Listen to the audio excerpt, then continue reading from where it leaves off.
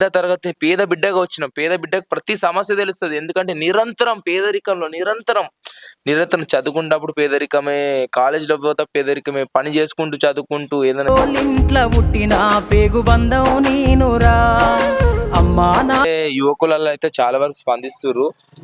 ఎస్పెషల్‌గా అయితే చాలా మంది అప్రిషియేట్ చేస్తుర్రు. ఎందుకంటే నీ అసోంటి యంగ్ జనరేషన్స్ వాళ్ళొస్తేనే, చదువుకున్న వాళ్ళొస్తేనే ఈ సమాజంలో మార్పు అనేది జరుగుతది. ఇత్తడే రాసేలా కావాలి నువ్వు మండేలా ప్రతి గుండెలు అది ఏం గుర్తంటే lady purse bag number 5 serial sarpanch అభ్యర్థి ఒలిగొండకి ఇండిపెండెంట్‌గా చేసిన నేను. ఈ వీడియో గల చాలా మంది చూస్తున్నారు. అయితే దయచేసి నేను అందరికీ రీచ్ కాలేకపోతున్నా మన ఒలిగొండ మండల్లో.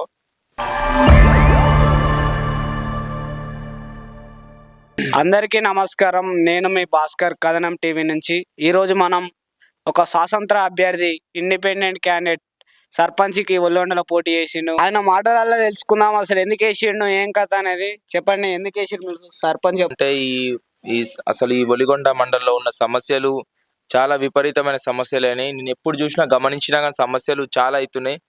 ఎప్పుడు పోయినా మనం ఏ సమస్యను నెరవేర్చామన్నా, మనం నార్మల్ పర్సన్గా ఉంటే సమస్యలను నెరవేర్చాలన్నా మనం అధికారుల దగ్గర పోయినా కానీ ఈ పలానా ఈ సమస్య డ్రైనేజ్ సమస్య ఉంది, పలానా స్ట్రీట్ లైట్ సమస్య ఉంది అంటే ఎవరు పట్టించుకోరు తొందరగా.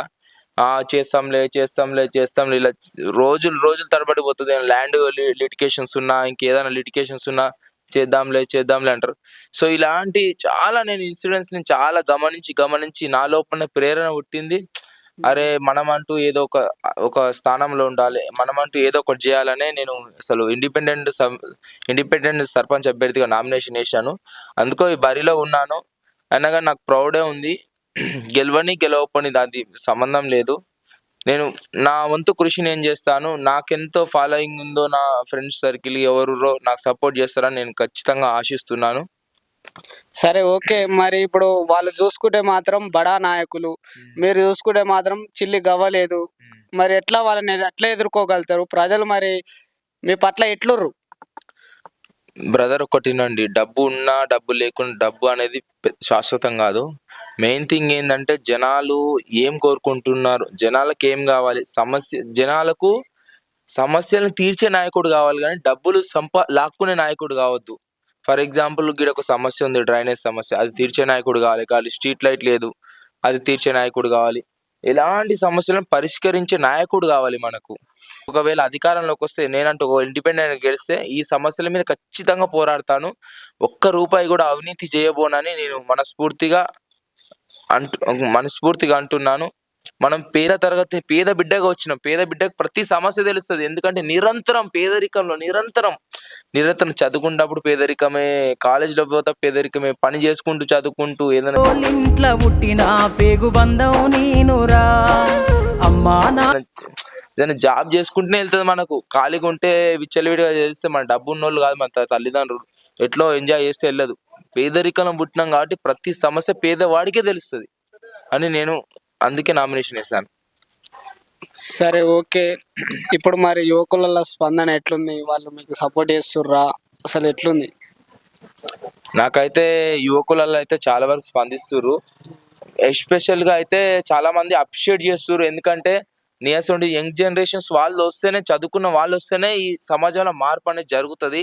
ఇత్తడే రాసేలా కావాలి నువ్వు మండేలా ప్రతి గుండెలు అసలు పెద్ద ఏజ్ వాళ్ళు వచ్చి, డబ్బున్న వాళ్ళు వస్తే వాళ్ళు సంపాదించుకోవడానికే వస్తారు, ప్రజల సేవ చేయడానికి రారనే చాలా మందికి తెలుసు. అది రియాలిటీ కూడా.